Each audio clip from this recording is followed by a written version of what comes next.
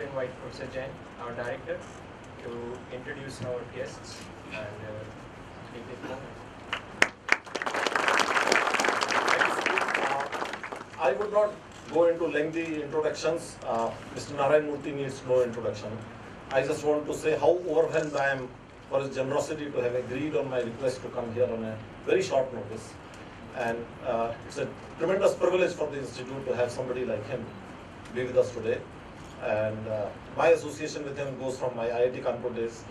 Not many individuals, I would say, in my life I have met in whose presence I have felt so nice and so good.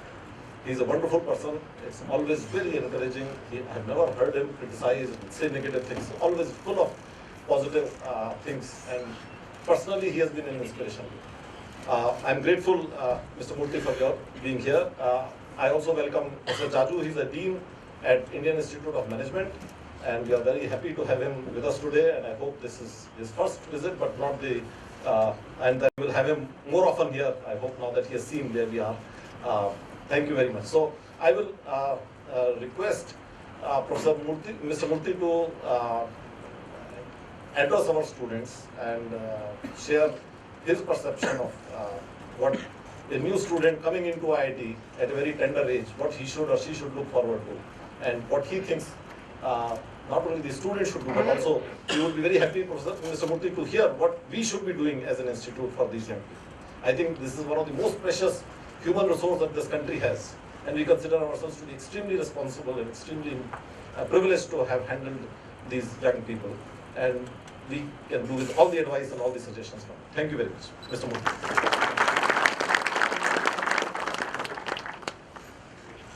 Professor Sudhir Jain, other dignitaries, faculty members, and most importantly, students.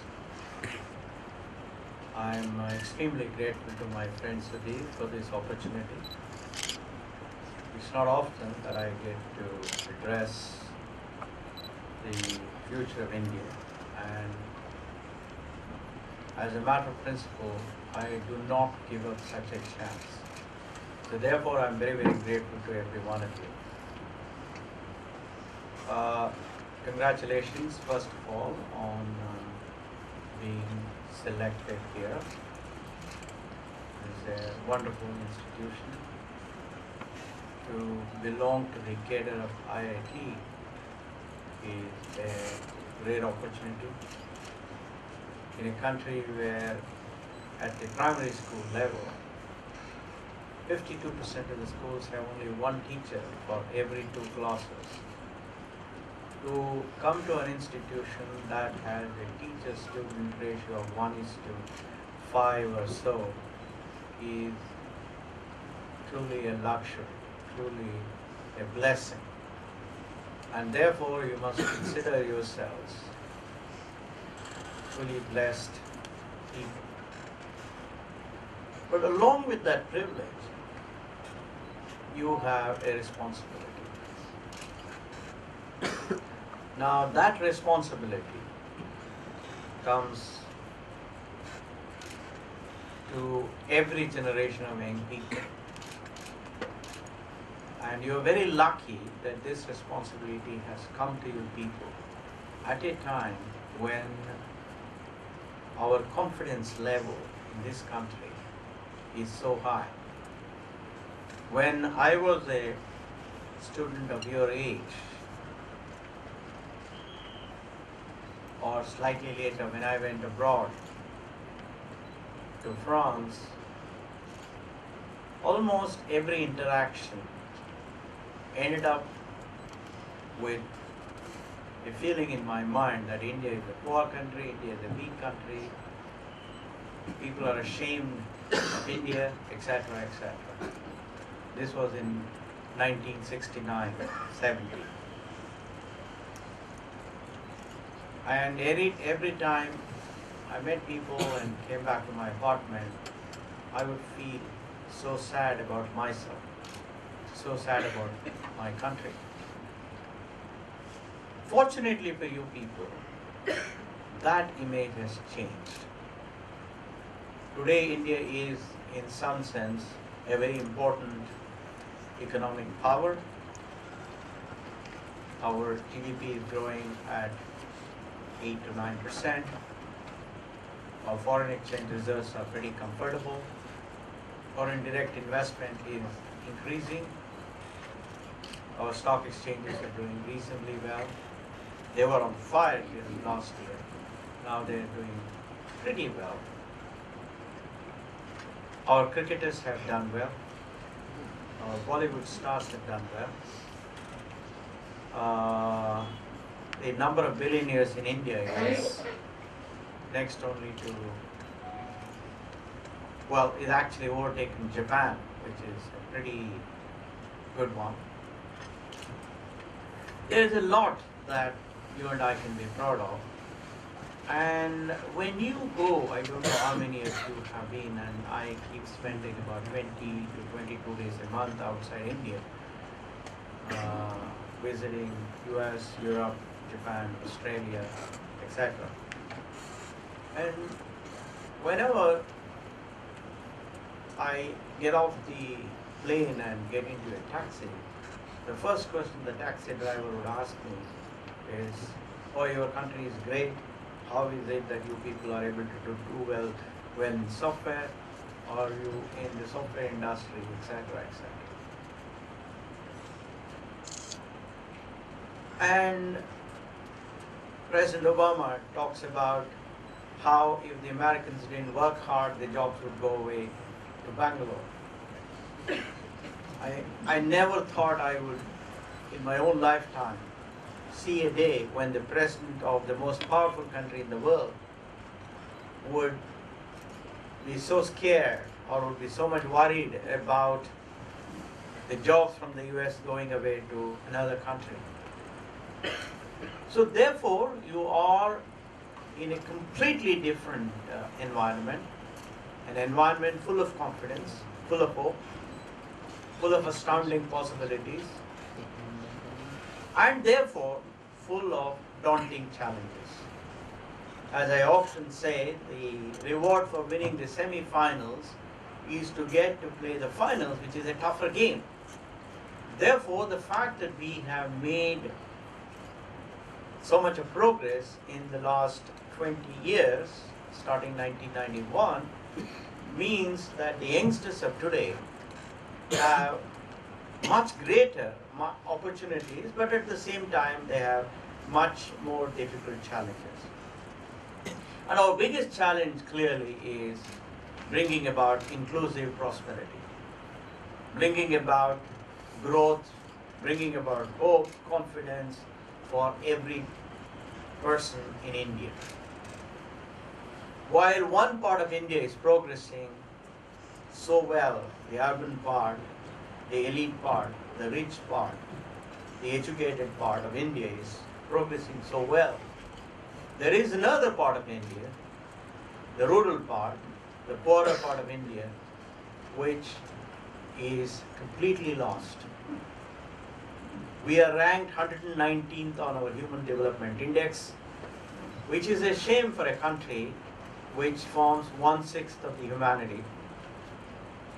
About 400 million Indians, according to my friend Tendulkar, economist, these 400 million people live below the poverty line as defined by India, not defined by some Western nation. About 250 million Indians do not have access to safe drinking water. Of course, we the elite have solved that problem very simply by having these bottled water. And therefore, we don't have to worry about whether the poor people indeed get good water or not.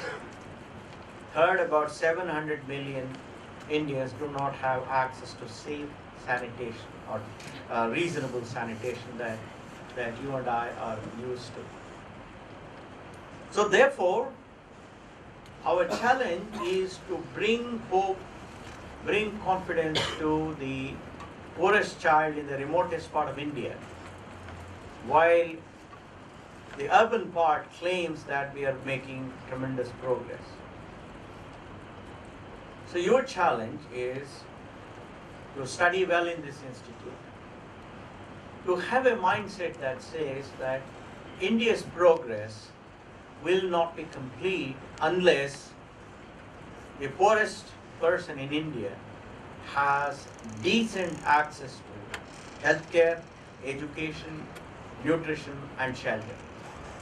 No matter how big we claim we are, no matter how many research papers we produce, no matter how many PhDs we produce, none of this will mean anything unless, however, results in making sure that the poorest person's life is better off. What is it that you need to do in order to make this happen? I happened to serve till recently, till a couple of months ago, on the board of Cornell University and Stanford. Even now I serve on Wharton, University of Pennsylvania. I serve on the board of Tokyo University, many. Therefore, I have some idea of what education is about in those universities and what education is in our IITs. For all the talk of IITs being the elite institution in the country, there is not one IIT in the top 300 institutions in the world. The Shanghai ranking, which is accepted by almost all the countries in the world as the ranking, does not list any IIT or Institute of Science in the top 300 institutions in the world. Second, the number of papers produced by Indian researchers, including the professors and students from IIT, is abysmally low, including the Institute of Management, not just IITs. I am told between 1991 and 2008, this was told by a very famous, very well-known professor who is a former student of IIMA, that between 1991 and 2006, there were only 36 papers produced in international journals of acceptable, of highest quality, from all branches of management studies. I think that is truly worrisome. And I have come across students who are gold medalists from IITs. When they go to do their PhD at Cornell or at MIT or Harvard, whatever it is, they're completely lost. They're bright people, there is no doubt about it. But these youngsters, in fact, one of the students told me, he was a gold medalist from a wonderful university, wonderful IIT. And he told me, the problem I have is, in my IIT, I was asked to do certain things and I did it extremely well. But here, I have to define my own problem. There is nobody who tells me what I have to do. I have to define what I have to do. I told him, don't worry, young man, you're a bright fellow.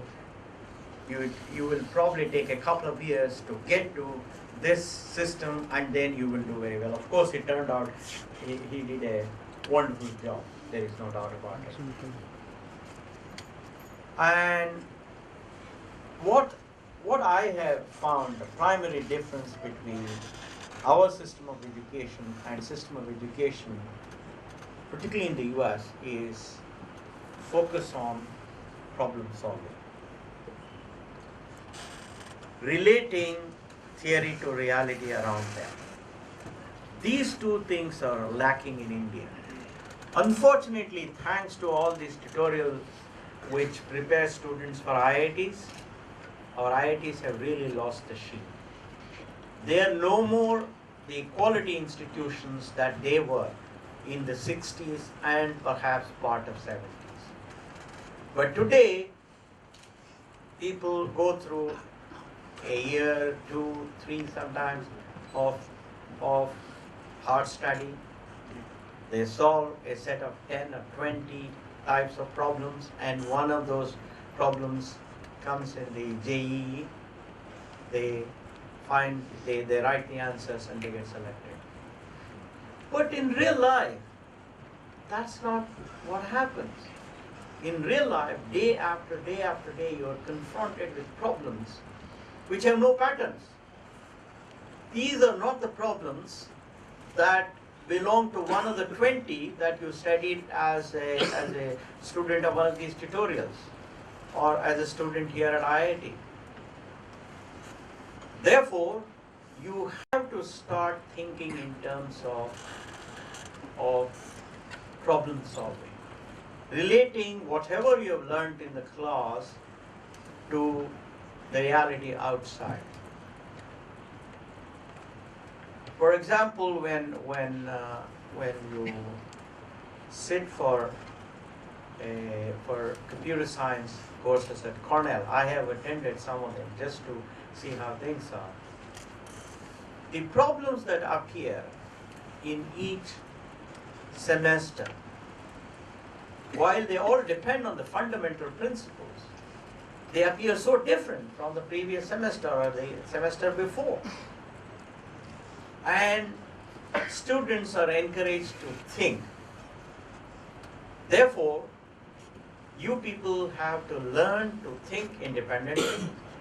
You people have to become proactive problem definers.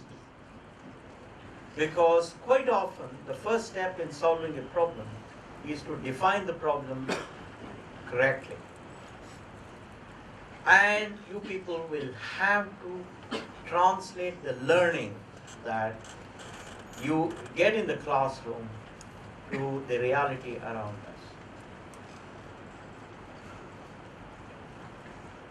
Looking at all of you, I have no doubt at all that you are of a different kind.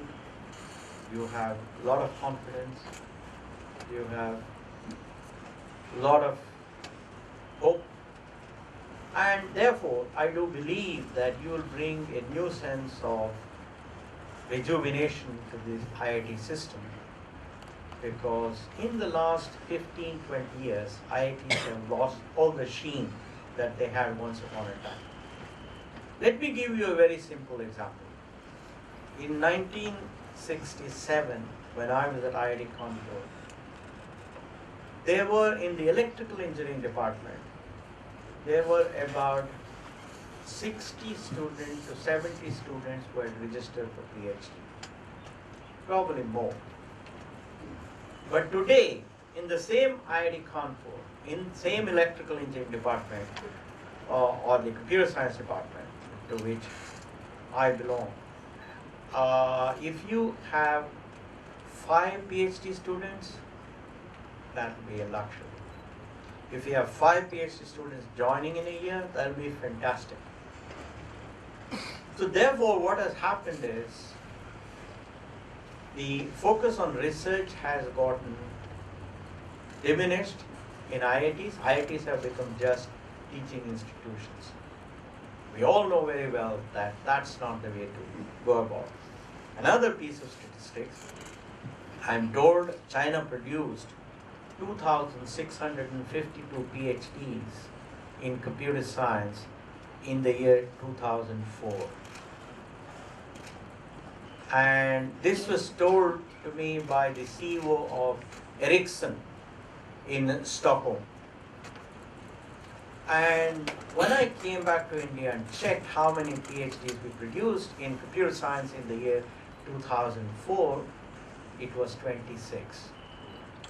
Now, some of you may say, no, not all Chinese things are of good quality. Even if you assume that only 20 of them are of good quality, you're thinking of 500 PhD students who have done a good PhD. Even if you assume 80% of our 26 PhDs were of good quality, you're talking of 20. Where is 500, where is 20? So therefore, I think there is need for our IITs to focus on research as much as they focus on teaching. There is need for you people to become much more problem-solving oriented. There is a need for you to do independent thinking. There is a need for you to connect what you learn in the classroom with what happens in the outside world. There is a need for you people to look at problems around us and find appropriate solutions. I remember when I was doing my master's thesis, my guide said, no, this will be used in, imaging in moon landing. But I knew that would never be used. And I said, come on, Hari, you're joking. And I knew it was, finally it was not used, because even before I finished my thesis, the Americans had landed Neil Armstrong on the moon. The point I'm making is this: try and solve problems around you. There are zillions of problems around us. This country has probably the highest density of problems. Therefore, think of finding solutions to problems around us. For example, clean water, cheaper electricity, using solar energy, improving the efficiency of solar conversion, building better quality of roads, producing better quality of cement, because we know that our contractors in most cases tend to reduce the amount of cement used and increase the amount of sand used because of corruption. No, these are all real problems around us. Therefore, you will have to find solutions that indeed make sure that the circumstance in the circumstances that exist in this country, you would be able to still improve efficiency, improve quality, reduce cycle time, etc., etc. And let me also say one thing. Whenever I have spoken to youngsters in India, and I speak to youngsters outside India quite a lot, I don't find any difference between our youngsters here and youngsters there. But when I meet people of 40 years in India, when I meet people of 40 years outside, I find that people of 40 years in India are diffident, they have no confidence, they are less energetic, they are less enthusiastic. What it means is that our society takes extraordinary youngsters and somehow takes away confidence from them and takes away enthusiasm. But I do hope that this batch of students will be different, and I do hope that this batch of students will indeed prove me completely wrong, because that would give me extraordinary happiness to say I have come across one batch at IIT Gandhinagar which has proved all these examples wrong, and these people are going to change India, these people are going to transform India. Let me stop here and request you people to ask me questions. The general pattern, maybe for about 10 minutes, the general pattern I use is, it's always a girl who starts the first question, and then alternatively it's girl, boy, because somehow we in India, we don't allow girls to ask questions, men jump on the opportunity, and therefore we'll start with a girl. Please. Introduce yourself and then please ask. We are starting with a girl.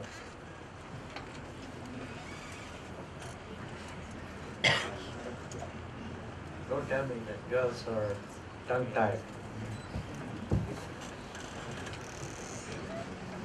Please, you must. If you don't learn to ask questions here, how will you learn to ask questions in the class? You have to ask questions in the class. You have to question the teacher. You have to question the assumptions. You have to show curiosity. You have to show that you just don't accept whatever is mouthed by the teacher. Therefore, please learn to ask questions.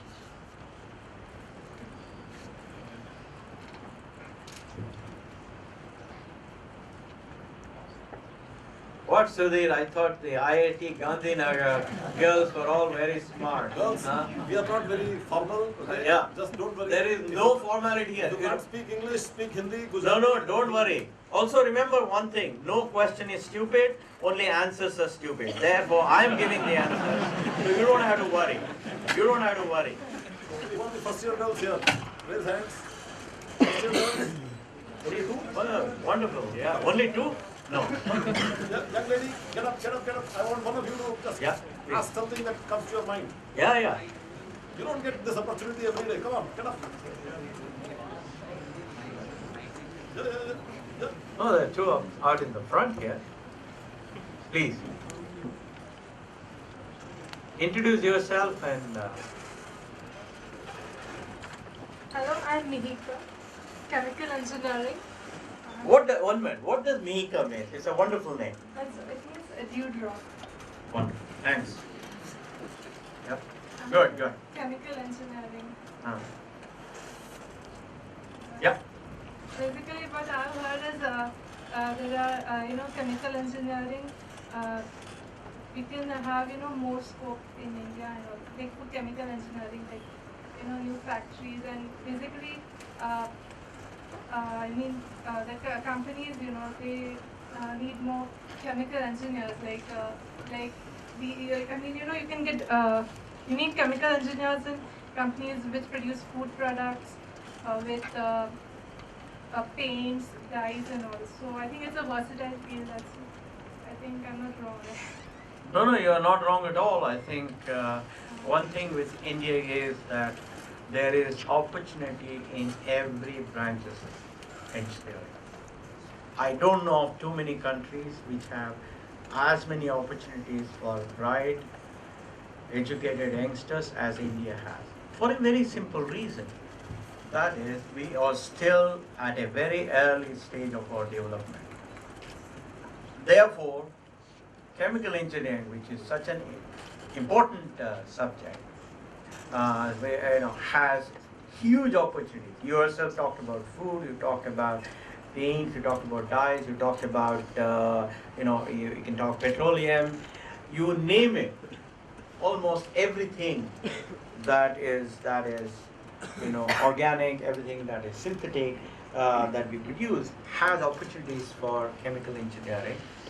And therefore, you will have an extremely bright career as long as you translate what you learn here into problem solving, as long as you ask questions, as long as you have your curiosity intact, as long as you think of a new reality that will make your environment a better place. Absolutely. Congratulations, and you have a great future, let me assure you. Now we go to Bob. Yeah, please. Sir, you said number of PhDs are getting reduced. Do you think it is because number of folks after bachelor and masters are getting reduced? Because after bachelor you can go to master, you can go to MS, you can go to MTech. So it is also possible that number getting reduced is because we are getting more scopes in other branches. No, I think that there is no doubt. The number of opportunities that that youngsters have when they finish their undergraduate degree is huge. So some of them will take up jobs, some of them will go for the management studies, some of them will go for technology studies, and some amongst them will go for PhD, etc., etc. But the reality is simply this: in our country, only 11% of the students move from high school to college. In the United States, I am told it is 82%. In China, I am told it is about 22% today. What that means is you have more people going to college. Out of that larger number, a certain percentage will go for doing masters and PhD. And therefore, there is a critical mass of people who are doing research, who are asking lots of questions, who become good teachers, all of that. So the challenge we have is, how do we make sure that of the people who are finishing their high school or pre-university or whatever it is, a much larger percentage of students indeed go to college, go to technology institutes, and therefore there is a larger and larger number of students who indeed go to the PhD program. That's the point I was making. Yeah, now we go back to it. Please. Wonderful. I like this. Yeah. From chemical engineering. You have placed a great emphasis on research. So I would like to ask you, why exactly is research so very important? Is it for the purpose of solving problems and progress? It's a well debated well argued and well accepted principle that the world's greatest universities are those which do research and which provide education. The reason why it is so is simply this, that when there is a flourishing research program in the university, then the frontiers of knowledge get advanced, and when the frontiers of knowledge get advanced, some of those ideas, of course from that university and elsewhere, they are used to update the quality of education. Number two, you need a larger and larger number of teachers, and for teachers to be able to provide provide enough grit to the bright, inquisitive students like you, people who ask a lot of fundamental questions, who are very curious to understand complex issues. If the teachers have done research, if they have done independent thinking, if they have solved the real life problems using formal knowledge, then they will be able to encourage these students better and better and better. So that's the reason why most well-known universities in the US or Europe, etc., they have a very good research program and concurrently a very good education program. In the US, there are what are called liberal arts colleges where they do not have a PhD program, they do not have a master's program. The only program they have is undergraduate teaching. But students who pass out of those universities, they generally go for masters and PhD in universities. So it is needed to have concurrently both a good research program and a good education program. They go together. Also, in most well-known universities in the US at least, undergraduate students are encouraged to do research because they find that when the students are young, they have a lot more energy, they have fewer assumptions, and therefore they are able to think of problems better than older people. And the best way to inculcate this is to start that orientation of inquiry, orientation of independent thinking pretty early. And people have found that those students who started research at a pretty early program are more successful. For example, my own son, when he was in second year at Cornell, and by the time he came to the fourth year, he wrote a chapter in a book. And all of that happened simply because the professors there encouraged undergraduate students to do research. So I think research programs are very, very important.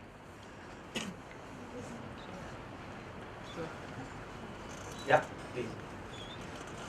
Sir, my name is Shivam. Yeah. Sir, firstly I will tell you I am a great fan of yours. Thank you. I myself want to be an entrepreneur.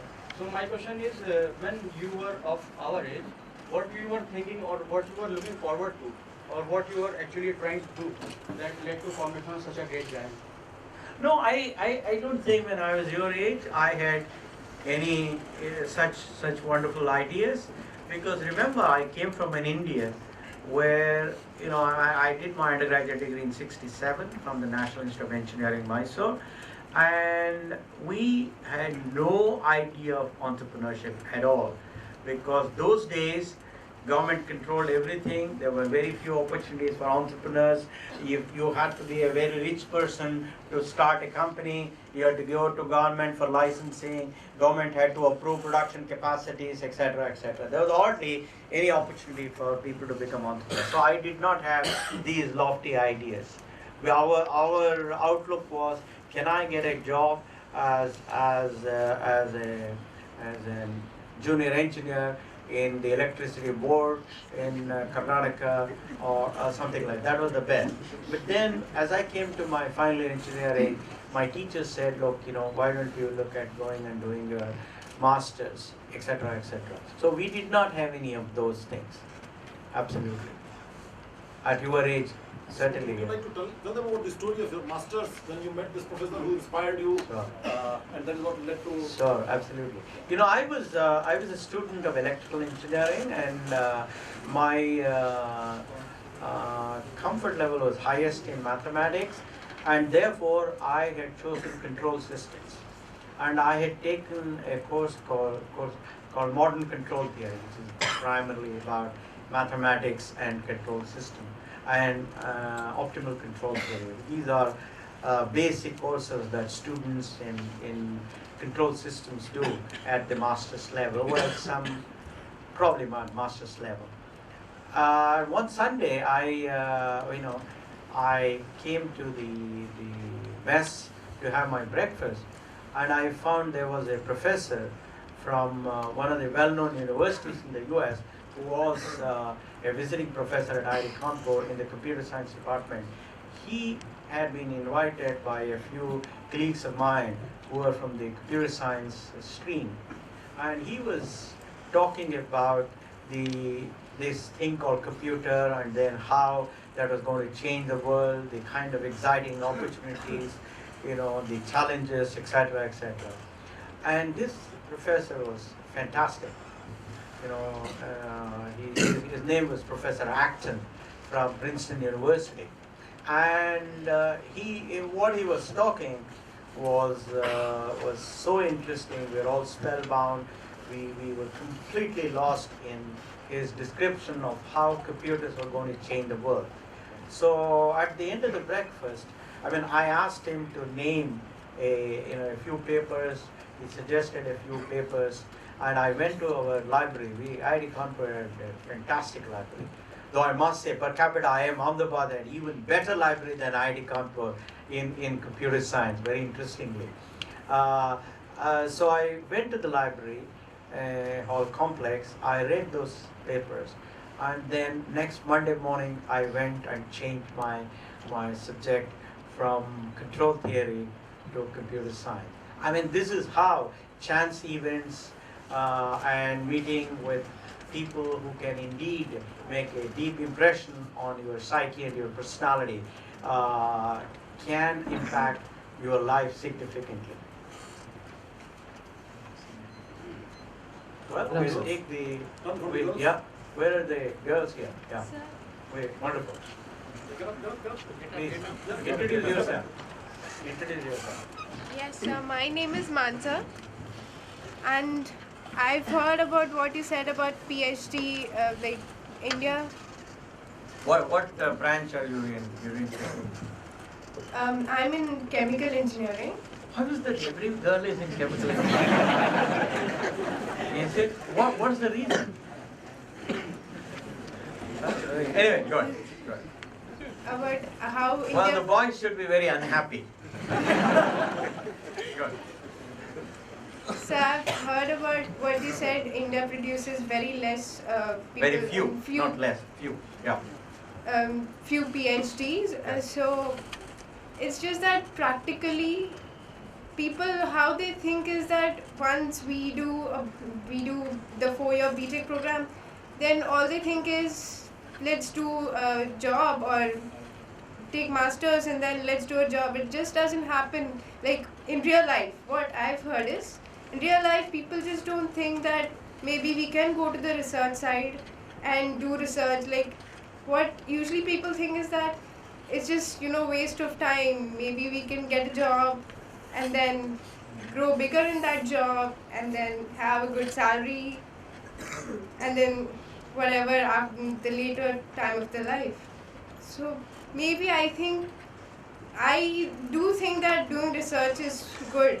Like I'm a girl, so I know like in the family what they say is that just do the BTech program and then get married and then settle in the life. That's what they say.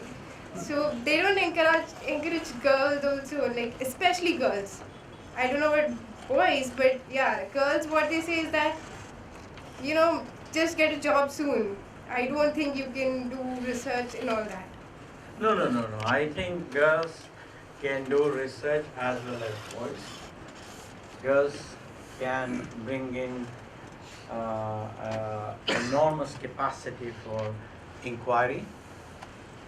Girls have been as successful researchers as men. So I think there is no doubt at all. But on the issue of the propensity of most students to take up a job because that gives you, a good salary that makes life easier, and also research requires you to focus deeply, to think very deeply about an issue. All of these things finally tell people that look, it's much easier to take up a job, therefore let me do that. But I think the reality is simply this, that if you have a teacher who has inspired you most in the classroom, such teachers are the ones that inspire a certain percentage of students to become like them, to become good researchers. Almost without exception, I have seen that it is the teachers that have inspired students to become good teachers, good researchers. Therefore, I think there are wonderful teachers here. I know Sudhir, for example, is one such. Therefore, the issue is to be very, very committed in your classroom, to listen to the teacher carefully, to interact with the teacher, ask the teacher, bring out the best in your teacher, and then such teachers will inspire you, to motivate you to move towards a research program. I'm not saying 100% of you need to do that, no, certainly not. All that I am saying is, it should not be a pathetic 26, it should be a reasonable figure, because this country has so many, it's got 1,450 engineering colleges. You need good teachers to teach in those colleges, and therefore we need a much larger number of students who go to the PhD program. Similarly, many companies require have a good R&D facility, therefore they need a larger number of students to go to PhD. That's all what I'm saying. I am not saying 100% of the students must become researchers. So may I make a point over here? Please. It's just that even though teachers do Yeah. tell us to, Yeah. to go into research side, parents, they might think that, their child gets settled soon. So parents do matter in our lives, right? No, I don't know of any parent, including myself, who said, look man, take up a job and relax. What we have always told our children, what our parents told us was, do something that is challenging, do something that brings credit to you, that brings credit to your teachers, that brings credit to your family, that brings credit to the country, etc., etc. So therefore, I think all of us must realize that nobody is expecting us to do simple things. Once when President Kennedy was asked, why should people go to the moon? Isn't it a waste of money? He said, we will send a man to the moon because it is aspirational, it is difficult, it is challenging. And in doing this, we will invent a lot of new stuff which will make life better for humanity. And as all of you know, for example, Velcro came out of it, many other inventions came out of the lunar landing program. So I do think that it is all about aspirations, it is all about the inspirational teachers, it's all about leaders who say, most people see things as they are and wonder why. I dream of things that never were, and say, why not? I think that's what George Bernard Shaw said, and that is indeed the challenge of the teachers. While on the side of the students, your question is very natural. Nobody can fault you for that question. On the side of the teachers, we have to encourage our teachers to become leaders who will inspire our students, will make them say that a plausible impossibility is better than a convincing possibility. So therefore, I would say it takes both of you, both the students and the faculty, to work together to inspire more and more students to think deeply and to tackle problems that indeed will make this country a better place and this world a better place. Let me stop at this because I have to leave. I have to be in Ahmedabad at 12:30. And thank you very much. My best wishes.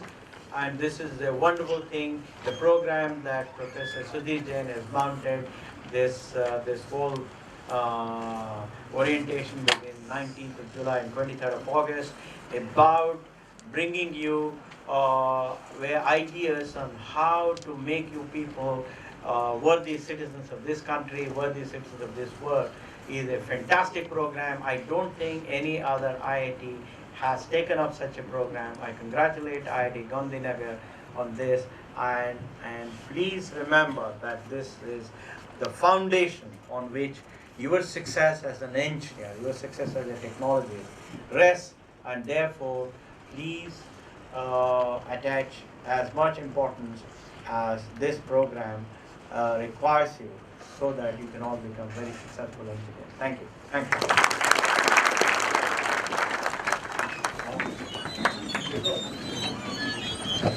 It was absolutely a joy to hear Mr. Murthy talk on a range of topics, and we deeply appreciate it, and we assure him that some of the things that he has touched upon, next time he comes, he will see something very, very substantial on some of those things. In fact, 10 days back, the Times of India carried items where our students working on smart canes for the blind people, and they were working with the Blind Association of Ahmedabad on that.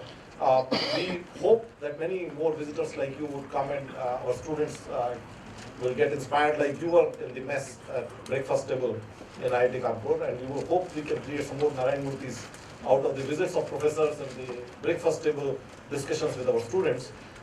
We also, sir, had our first undergraduate right research publication in a journal, and we put his photograph on the front page of our newsletter because we thought that was a historical moment. Our students this summer have done research at California Institute of Technology, at Johns Hopkins, and a number of US schools, and we will be committed to provide them excellent research opportunity. Not everybody wants to do research, but those who would like to do research, we would certainly provide them the best possible research opportunity. I thank Mr. Murthy very much. I now request Professor M R Patel. Professor M R Patel is the principal of the college in which I am located, and I request Professor M R Patel to give a memento of the, all of us to Mr. Murthy. May I request Professor Patel?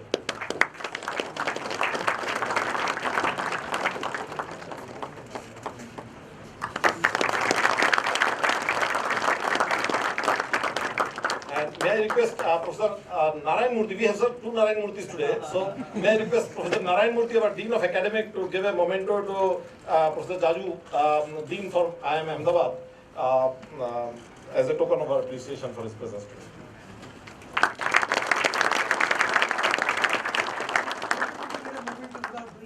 So we will squeeze enough out of you in due course.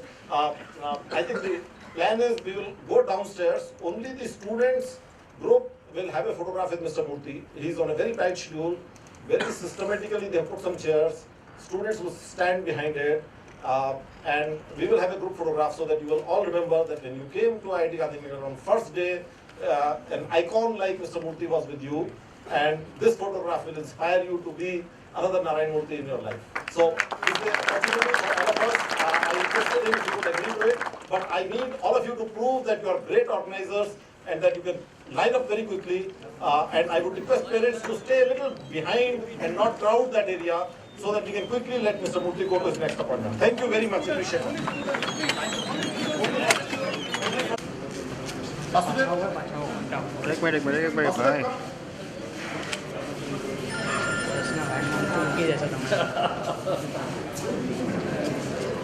Iya, bersih.